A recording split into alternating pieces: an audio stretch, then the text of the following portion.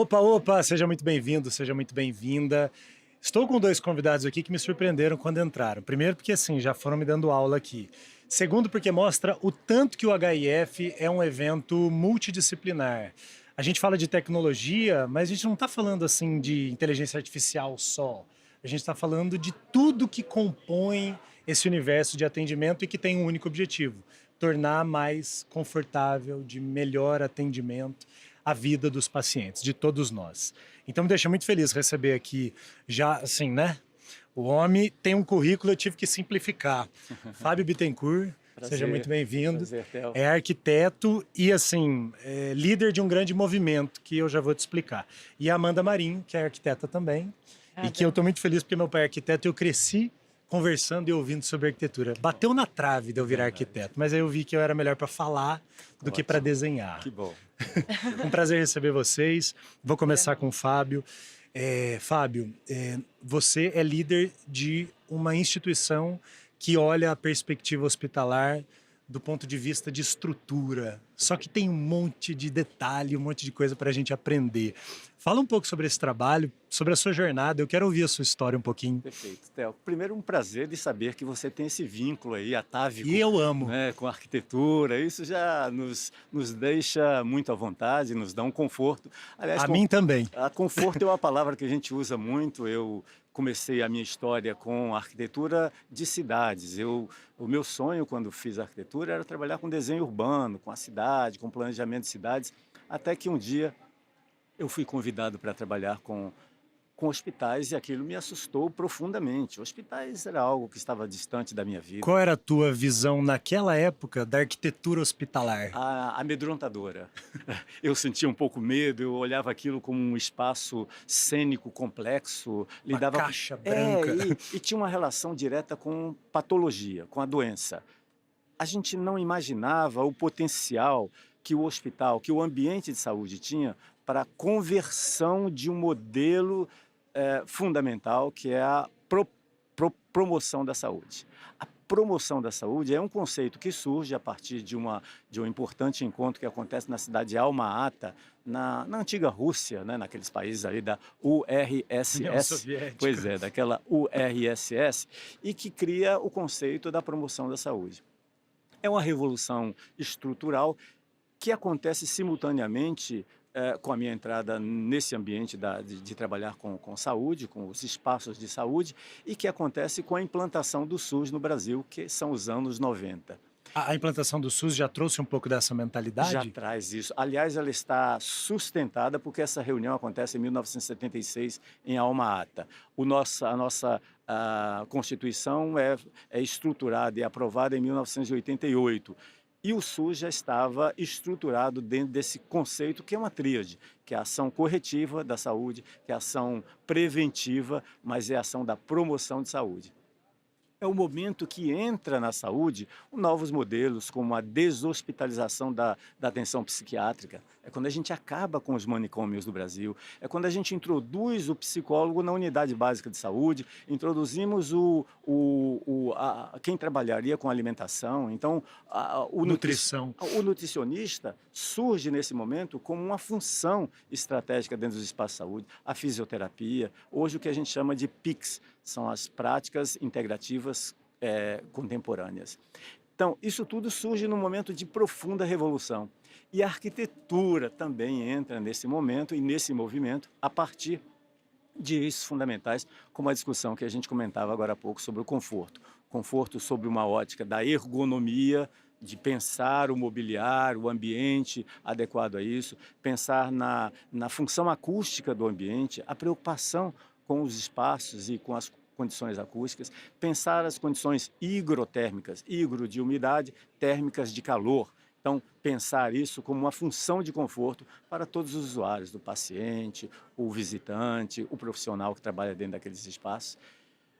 E outras abordagens, lumínica, a iluminação dentro do ambiente, a questão visual, pensar a importância de você saber caminhar dentro do hospital, né? Isso nunca teve a atenção técnica de um olhar. Então, esses anos 90 foram anos de profundas transformações e de importante aprendizado para mim, que precisava chancelar isso com a academia. Quer dizer, eu tinha uma experiência prática imensa, sabe, enriquecida, mas faltava a sustentação da academia. E aí eu fui fazer o mestrado exatamente em conforto. E aí foi uma experiência rica, porque fui trabalhar com maternidades, era o momento da transição de pensar as maternidades como um espaço de cuidado com a mulher e valorização do parto natural, né? Era o momento. Então fizemos a primeira casa de parto no Rio de Janeiro, e que foi uma revolução, modelos e dados muito ricos. Fui trabalhar, fui fazer o mestrado, desse mestrado entro também um pedaço de mim, vai para a academia e aí eu caminho pelo doutorado também fortalecendo essas discussões sobre o Muita conforto. experiência de outras realidades Eu tinha globais. uma sustentação da experiência, eu falava de uma prática que a academia não tinha, eu Uhum. falava com o discurso do profissional que estava no escritório, no chão da Na obra, obra. mas agora incorporava conceitos acadêmicos da pesquisa, da sustentação dessa argumentação, que me serviu de forma absolutamente fundamental. E aí fui fazer o doutorado e era um momento novo. A gente não tinha arquiteto doutor em arquitetura para a saúde, tanto é que a orientação, a metodologia de pesquisa, eu tive que me sustentar entre médicos e entre arquitetos, né? Entre esse apoio que a medicina me dava para elaborar as minhas pesquisas, ter base, sustentação, argumentação lógica, teórica e de aplicação de pesquisa, que foi muito importante. Eu acho que aí teve uma combinação muito rica nessa história, combinada exatamente com aí agora a gente precisava discutir isso num universo maior, que foi a entrada da ABDH, Associação Brasileira para o Desenvolvimento do Edifício Hospitalar, né? Sobre a qual falaremos, eu já Ótimo, volto. perfeito. Amanda, dentro desse caminho, né, que o Fábio nos conta aqui, que foi pioneiro, né, tem a nova geração, né, e tem você à frente também desse movimento. E aí eu vou começar com uma pergunta assim para a gente já ir explicando para quem está aqui, o que afinal de contas torna um edifício hospitalar confortável e que impacto clínico isso pode ter? Quando a gente pensa num edifício hospitalar, ele vai ser confortável quando ele consegue acolher o paciente, o visitante e o trabalhador daquele espaço. Então a gente tem que, Se for só um, não resolveu, né? A acho que ideia. não consegue resolver 100%, porque a gente não tem como ficar preocupado só com quem transita naquele espaço. O paciente ele pode passar um dia, 20 dias, meses, mas o trabalhador passa anos ali dentro. E é Perfeito. boa parte da vida dele ele passa ali. Então a gente tem que pensar em conforto quando a gente pensa nisso. Então a gente vai pensar desde o conforto térmico, lumínico, visual, espacial, o geoposicionamento dele, se ele consegue se localizar dentro facilmente daquele espaço, né? A humanização, como que a equipe consegue tratar esse paciente, como que o paciente consegue responder. Então, eu acho que o espaço é confortável quando a gente consegue atender todas essas pessoas. E a gente também tem que pensar que isso traz um resultado muito, muito melhor, né? Eu sempre falo, se a equipe está bem cuidada, se você tem uma estrutura física, ainda mais a gente que é arquiteto, que vai pensar na estrutura física, se a estrutura física pensa na equipe, com certeza os pacientes vão ser bem tratados, porque quando a pessoa está mais descansada, ela tem mais conforto, ela consegue dar conforto e humanidade para o paciente que está ali. Vou emendar mais uma, Amanda.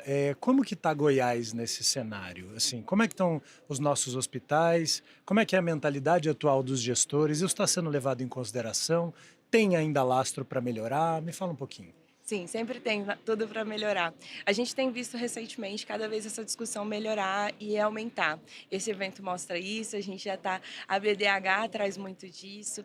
A gente tem trazido, como a gente conversou, a BDH ela tem engenheiros, arquitetos, mas a gente também tem gestores hospitalares, tem médicos, tem enfermeiros. E a ideia é que essa discussão aumente. Então a gente participa tanto de eventos dentro da BDH, como eventos da área hospitalar em geral, sempre focados nisso, de melhorar esse conforto. Então a gente está com uma discussão em andamento muito avançada, principalmente porque a gente pensa em estrutura física e pensa em humanidade, em humanização. E humanização é feita por humanos, assim. Então a gente é um debate coletivo e que sim, ele está muito avançado, mas ele pode sempre melhorar, sim. Falou do evento, né? Fábio, estamos aqui num evento E que eu tô meio aqui nesse aquário, né? Então as pessoas vão chegando, eu vou descobrindo que tem profissionais das mais diversas áreas. E é encantador ver isso, né? Como é que qual é a mensagem que você está trazendo para cá? E como é que você entende que todo esse ecossistema de profissionais que tem uma missão muito importante, que é melhorar a saúde do nosso país, como é que eles estão entendendo esse movimento do conforto quando a gente fala da estrutura? E se a gente está bem ou está mal nesse cenário? Tem muito para melhorar ainda? Verdade. Theo, você, dentro das múltiplas posições e perguntas apontadas agora, você pergunta assim, Vamos por partes, né? Não, mas Desculpa. você me fez vir ao final para voltar ao início das questões. Qual é a mensagem que você traz agora para este momento? Me recordou exatamente dia 11 de março de 2020, a Organização Mundial de Saúde estabeleceu a condição de pandemia, 11 de março, e aí no dia 18 de março, o grupo da UIA, União Internacional dos Arquitetos, que iria realizar um congresso mundial de arquitetura no Rio de Janeiro, esperavam 50 mil arquitetos do mundo, ficou sem saber qual a condição, porque aquilo poderia reverter num prazo, e eu fui convidado para escrever um artigo sobre os revestimentos dos hospitais, quais os pontos que teriam que ser abordados naquele momento. Eu também... Sob uma perspectiva de pandemia. De pandemia. Revestimentos.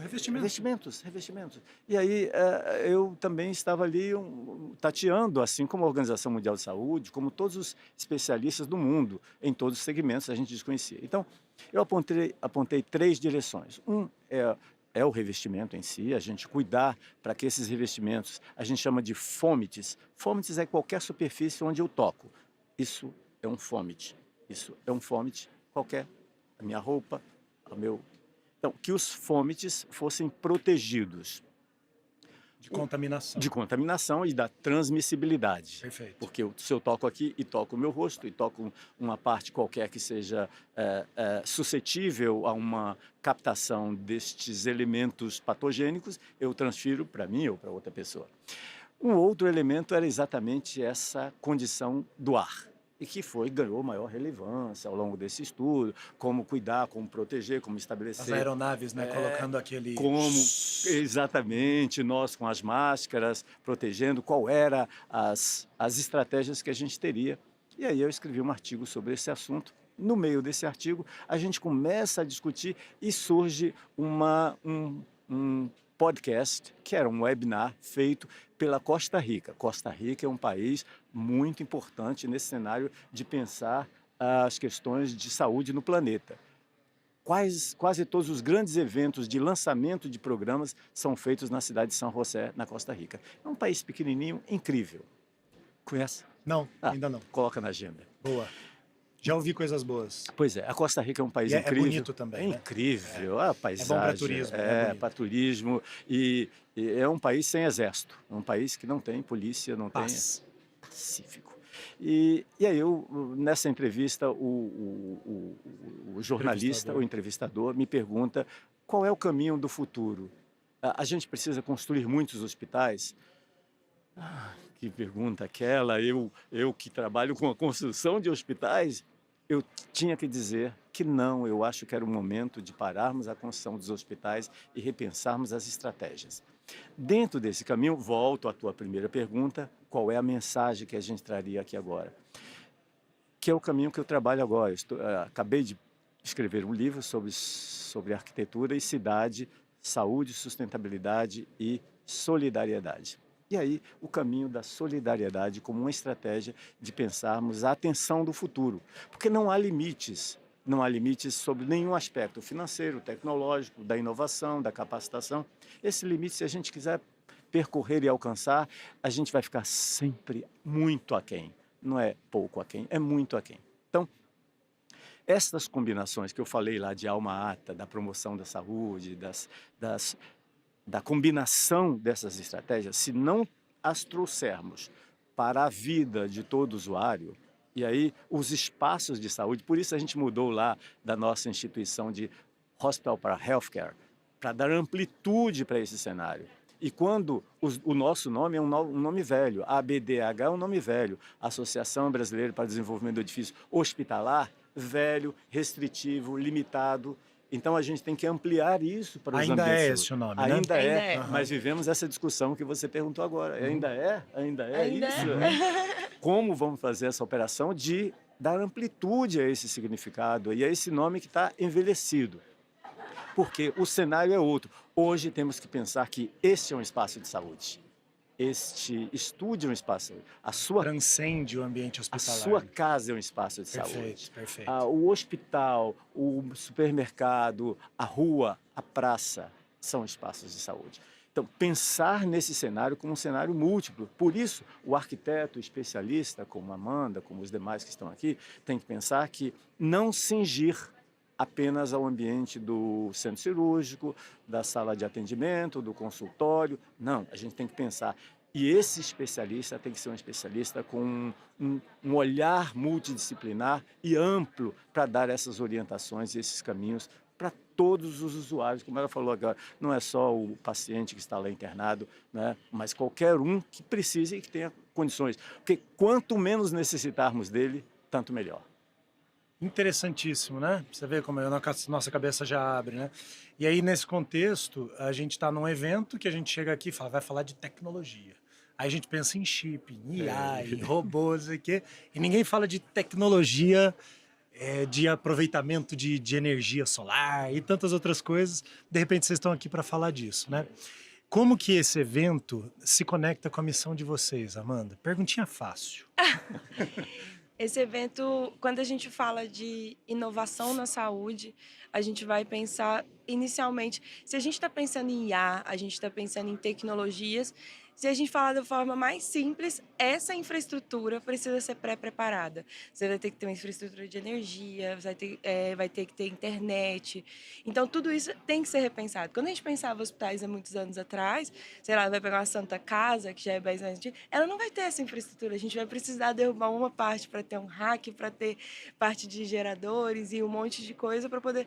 Então, a ideia é preparar esse edifício para receber essa tecnologia, preparar essa equipe, fazer um projeto que já contemple essa questão da forma que a gente consiga pôr em prática. Porque vai lá, o gestor vai lá, compra um robô todo tecnológico para fazer cirurgias. Se a sala não tiver dimensão, se a sala não tiver preparada em infraestrutura, ela nunca vai conseguir atender aquilo, porque existem coisas além do robô chegar, só para fazer Claro. aquele treinamento ou aquela cirurgia. Então, a gente também traz essa perspectiva da edificação, de como trazer essa edificação de uma forma mais tecnológica para receber essa tecnologia do cuidado. Sensacional. E como é que o trabalho de vocês nesse momento está sendo impactado? Eu que trabalho com comunicação, né, eu fico até louco, né? Porque a gente não acompanha, né? Cada dia é uma coisa. Como é que o trabalho de vocês está sendo impactado? O que tem de muito bom e que já está sendo usado em termos de IA e etc. A gente já começa a usar, a gente inclusive fez palestra sobre isso, a gente já começa a usar a IA na questão do projeto. Então, o projeto ele vai criando agilidade, a gente vai conseguindo ter mais um projeto que tem, a gente faz dupla checagem. Então, a gente tem uma norma, a gente consegue imputar a norma na inteligência artificial e trazer uma conferência do projeto para que ele já saia verificado, como a Kátia falou. Normatizado. Exatamente, ele já olha. E aí, porque a gente está acostumado, a gente sabe fazer e colocar na norma, mas é uma dupla checagem mesmo, né?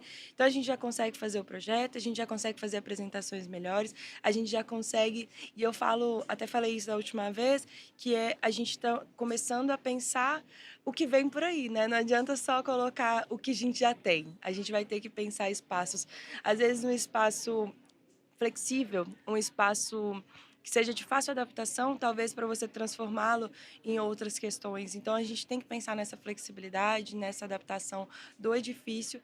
Então, isso é o que a gente já está vivendo hoje. Desde a pandemia, acho que ficou muito claro a importância da adaptação do prédio, da edificação.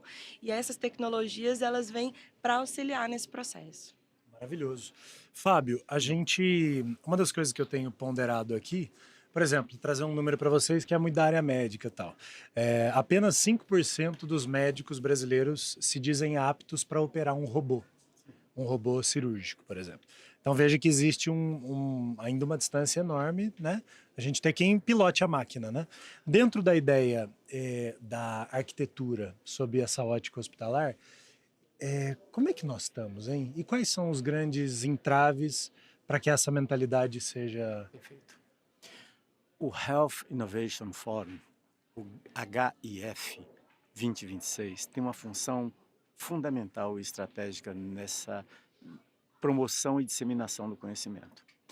Quando vocês realizam esse evento aqui e fazem conectar e aproximar diversos profissionais, eu vir aqui, por exemplo, um convite da Amanda e de toda essa organização, essa função é uma função que transcende em muito o simples fato do encontro aqui.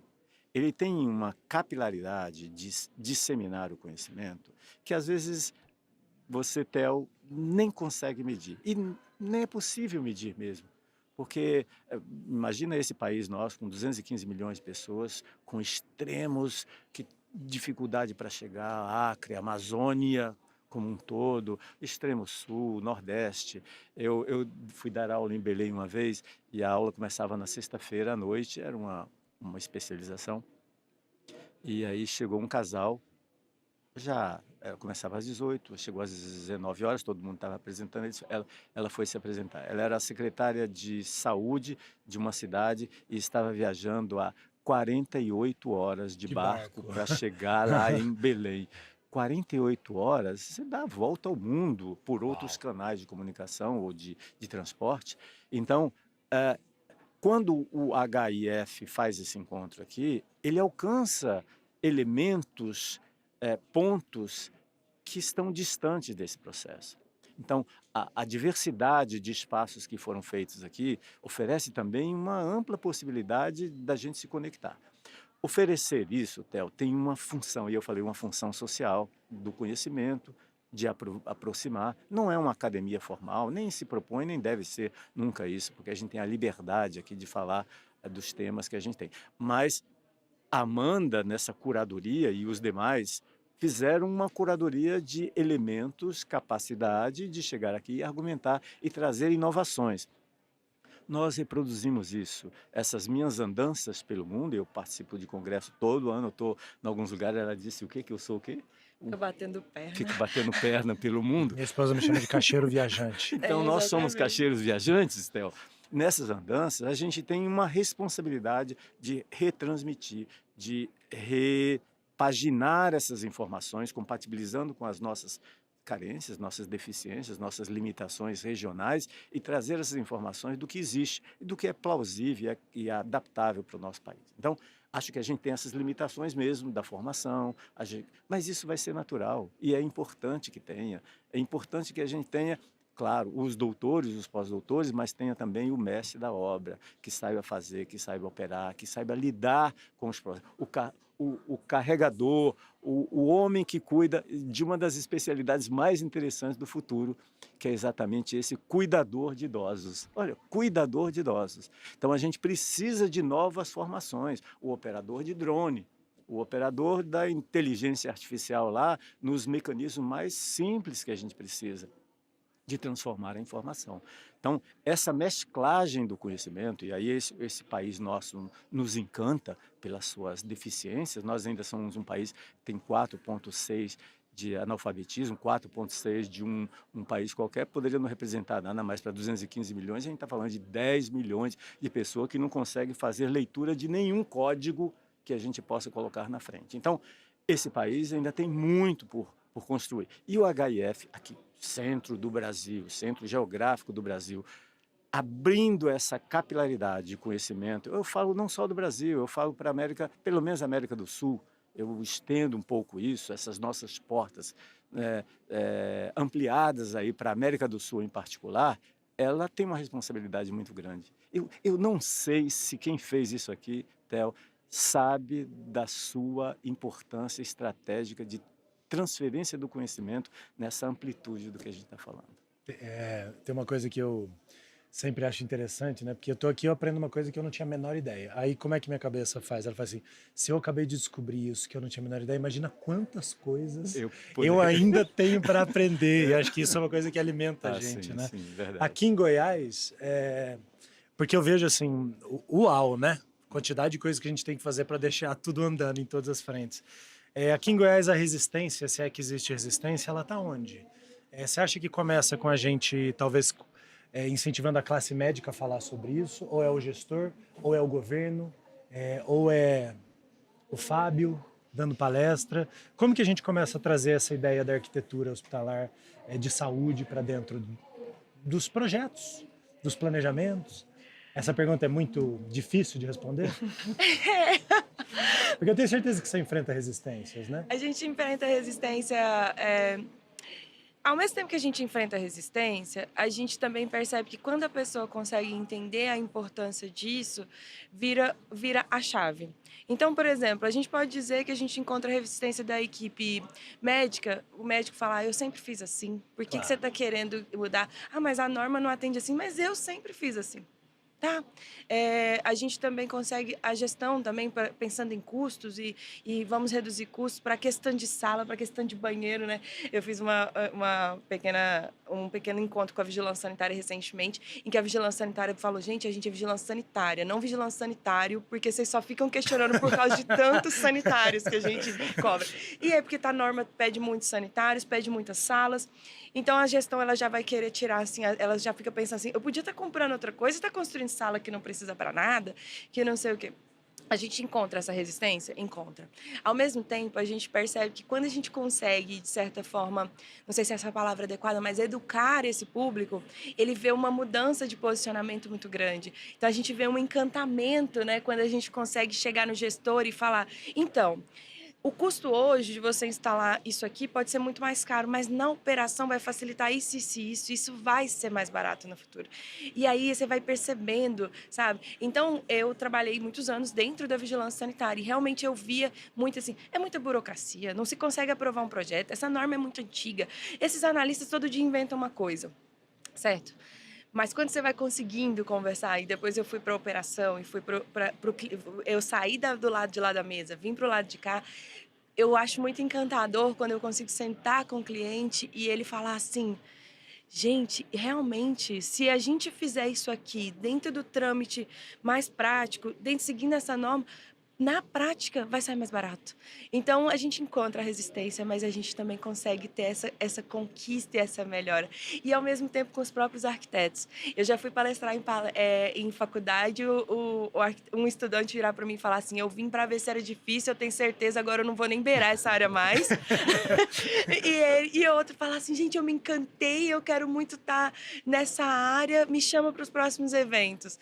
Então a gente fica assim, é mágico. A gente encontra uma resistência Dá porque é pra uma ver, o seu olho complexidade. brilha falando isso, De né? verdade, de É verdade. uma complexidade alta, mas a gente tem muito prazer. Tanto é que, assim, quando a gente foi convidado para participar do HIF, a nossa diretoria da BDH, ela vibrou tanto e a gente ficou tão feliz de conseguir trazer o Fábio, os nossos 7 palestrantes que estão aí falando e trazendo esse conteúdo.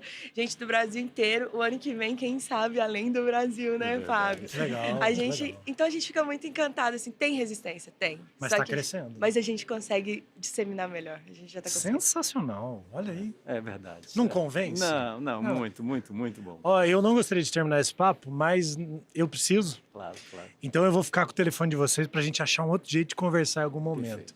Queria agradecer demais, Fábio, e Que te bom. dar, assim, fala mais um pouquinho, Bom. deixa uma mensagem final aqui pra essa turma. Theo, primeiro me encanta estar num espaço com a gentileza, o Isso. conhecimento, a amabilidade de trazer e de aproximar, de fazer essas conexões aqui, como você fez comigo, com a Amanda. Isso nos encanta. Obrigado. Eu fui presidente aqui da Associação Brasileira, hoje coordeno uma entidade latino-americana, porque a Federação Internacional ela é dividida em 4 grandes blocos. É um bloco Américas, um bloco Europa, um bloco África e um bloco Australásia. Então, são os Australásia. 4 blocos. Eu coordeno esse bloco, nesse momento, da Américas, do Canadá até Chile ou Argentina, quem você achar que é o último lá. Argentina. Argentina. Tô brincando, eu adoro a Argentina. Então, esse bloco, e aí a gente tem uma conexão, nós estabelecemos como idioma o espanhol, pela prevalência, pela amplitude dessas pessoas. Nós vamos ter um congresso internacional em New Orleans, agora em 17 a 20. Antes teremos um congresso do Brasil em Brasília, vai ser 17 a 20 também de agosto. Essas portas da América Latina, tanto para o HIF quanto para os interessados nesse tema, estão abertos aqui pela BDH. Hoje nós abrangemos 22 estados do Brasil, considerando o Distrito Federal como um desses componentes. Desta conexão de Brasil, a gente tem 22 países no continente americano, e desses 22 a gente tem uma representação de 52 países no mundo pela IFHE, o IFAT. Então, eu estou nessa ponta, me orgulha muito representar o Brasil e me orgulha muito estar num lugar onde eu gosto de trabalhar, falando de um assunto que hoje me encanta, diferente de 1990, lá quando eu falei que aquele assunto Credo. Credo, é isso aí. Hoje, então, e agradecer você essa oportunidade, destacando a importância do HIFE a partir daqui, com essa abrangência, com essa construção de conhecimento, concentração agora que pulsa, agora é explodir, é espraiar esse conhecimento por todos. Muito obrigado, Theo, foi um prazer estar contigo. Sensacional, o prazer foi todo meu. Para terminar, Amanda, rapidinho, assim, quem quer conhecer mais sobre esse trabalho, arquitetos, médicos, enfim, como faz? A gente tem Instagram, tem site, então é só digitar ABDEH, Associação Brasileira para o Desenvolvimento do Edifício Hospitalar, e quem tiver interesse de conhecer, médicos, arquitetos, engenheiros, gestores hospitalares, enfermeiros, são todos bem-vindos para esse debate. A gente faz muitos eventos pelo Brasil, aqui em Goiás também a gente faz eventos, a gente fez mais de 8, acho que o ano passado, então a gente está bem latente aí, a gente convida todos a conhecerem a ABDEH. Falou bem ou não falou? Não, Eu sabia. Isso, perfeito. Já viu, né? Vai lá conhecer mais. Eu vou, porque eu gostei muito. Muito obrigado. A gente se vê no próximo. Tchau.